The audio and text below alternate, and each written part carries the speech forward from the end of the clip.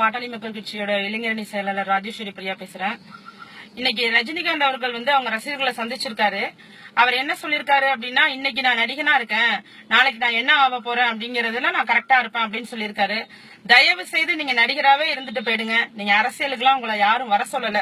அப்படி உங்க ரசிகர்கள் விருப்பப்பட்டாங்கன்னா அவங்க தமிழர்களா அப்படின்னு சிந்தனை பண்ற அளவுக்கு உள்ளவங்க தான் உங்க ரசிகர்கள்லாம் அர்த்தம். ஏன்னா நம்ம மக்களை அடிமையாக்குனவங்களே சினிமா துறையில இருக்கிற நீங்க இன்னைக்கு குடிக்காதீங்க, சிகரெட் குடிக்காதீங்கன்னு சொல்லி உங்க ரசிகர்களை இன்னைக்குதான் உங்களுக்கு சொல்ல தோணுதா? உங்க திரைப்படங்கள்ல எத்தனை திரைப்படங்கள்ல நீங்க சிகரெட் குடிச்சு உங்களால வீணா போன இளைஞர்கள் எத்தனை பேர் தெரியுமா?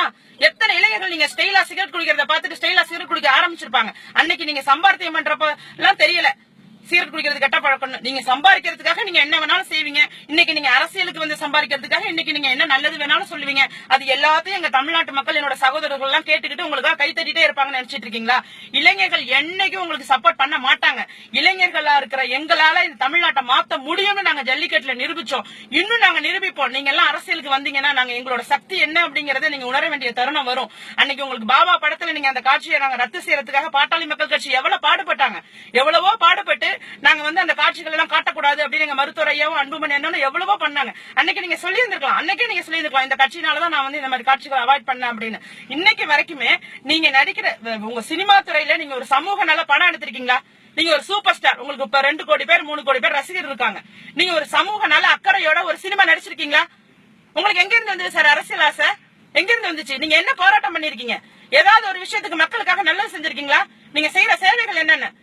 நீங்க என்னென்ன நன்மைகள் செஞ்சிருக்கீங்க தமிழ்நாட்டு மக்களுக்கு?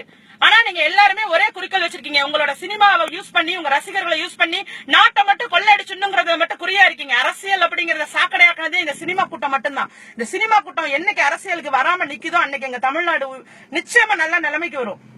இளைஞர்களை தயவு செய்து உண்மையான ஹீரோ அன்புமணி அண்ணன் இருக்காரு, அவரை ஆதரிங்க. அவரை ஆதரிக்காம விட்டுக்கன்னா நீங்க ஜாதி கட்சின்னு சொல்லி ஒரு தமிழனை நிராகரிக்கிறீங்க. கன்னடத்துக்காரவங்க காலில் விழுந்து கிடக்க போறீங்களா? ஒரு வெளிமாநிலத்துல உள்ளவங்க காலில் விழுந்து கிடக்கலாம். ஆனா தமிழ்நாட்டுல உள்ளவங்க உங்களுக்கு ஜாதி கட்சிக்காரவங்க, அவங்களை ஆதரிக்க கூடாது, அவங்களை தள்ளி வச்சிருவீங்க. அவங்க எவ்வளவு திறமசாலியா இருந்தாலும், அவர் எவ்வளவு புத்திசாலியா இருந்தாலும், எவ்வளவு திட்டங்கள் வச்சிருந்தாலும், எவ்வளவு கொள்கைகள் வச்சிருந்தாலும், தமிழ்நாடு நாளைக்கு அவரால்தான் நல்லா இருக்கும்னு தெரிஞ்சாலும் நீங்க ஆதரிக்க மாட்டீங்க. அதுக்காக நீங்க எந்த மாநிலத்துக்காரங்க காலில் வேணாலும் விழுந்து கிடப்பீங்க, கை தட்டிட்டு இருந்துட்டு இருப்பீங்க, கோஷம் போட்டுட்டு இருப்பீங்க, அடிமையா இருந்துட்டு இருப்பீங்க. தயவு செய்து மக்களை சிந்தனை செய்யுங்க. சினிமா மோகத்துல இருக்கிறது வேற, தமிழ்நாட்டோட வளர்ச்சி வேற.